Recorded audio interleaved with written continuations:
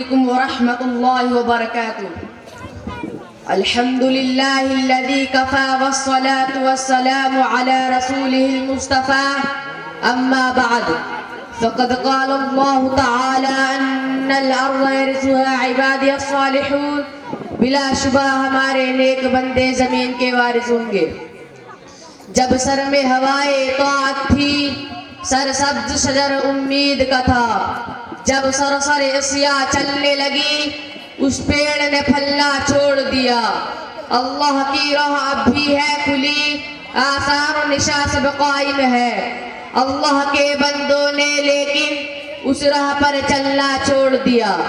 ذرا آپ اس زمانے کا تصور کریں جب یک و تنہا ایک 40 سالہ انسان نے اسلام کی آواز بلند کی، اور صرف 23 سال میں وہ آواز اتنی دور پہنچ گئی کہ تاریخ اس کی مثال دینے سے قاصر ہے. اور ابھی ایک صدی بھی نہ گزری تھی کہ ایک انقلاب رونما ہو گیا. جو غریب تھے وہ امیر ہو گئے، جو بیچارے چرواہے کہے جاتے تھے وہ مسند اقتدار پر متمکن ہو گئے. جنہیں دنیا والے ان پڑھ بدو کہا کرتے تھے، ان کا سیل روا اتنی تیزی سے بڑھا کہ ربع مسکون عالم پر ان کی تہذیب و تمدن کا ڈنکا بجنے لگا. جو تعلیم و تہذیب میں پچھلی صفوں میں تھے وہ امام بن گئے. انہوں نے ثابت کر دیا کہ قرآن کا اعلان اپنی جگہ درست تھا. ان الارض يرثها عبادي الصالحون.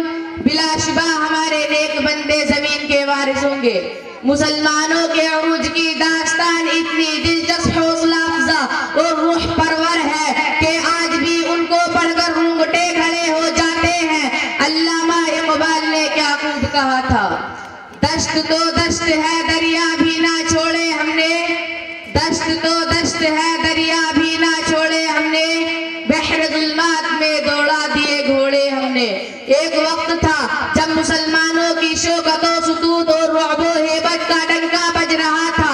چار دانگے عالم میں ان کے عروج کی داستانیں بر زبان تھی. وہ نیک تھے، راست باز تھے، صاحب صلاحیت تھے، موجد تھے، محقق تھے، اور سب سے بڑی بات یہ تھی کہ ان کے دلوں میں خدا اور رسول سے اتنی محبت تھی جتنی وہ اپنے مال و دولت، اہل و عیال سے بھی نہیں کرتے تھے.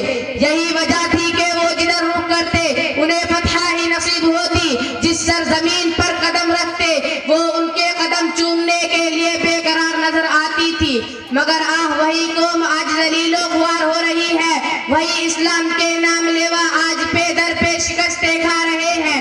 چین سے لے کر افریقہ کے ساحلوں تک جہاں دیکھیے مسلمان زندگی کے میدان میں شکستیں کھاتا چلا جا رہا ہے.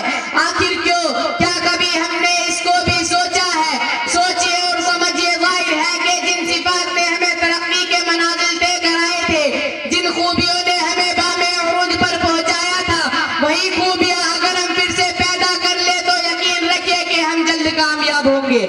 آخر میں وہی شعر پھر سن لے تاکہ آپ کا ذہن پھر سے تازہ ہو جائے.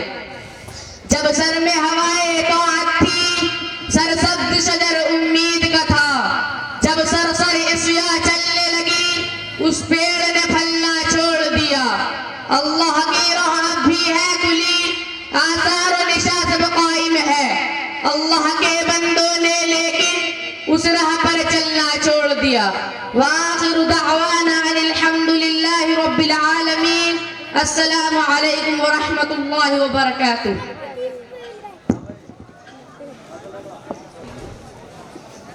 جناب محمد ابو ذر اگر میری آواز سن رہے ہوں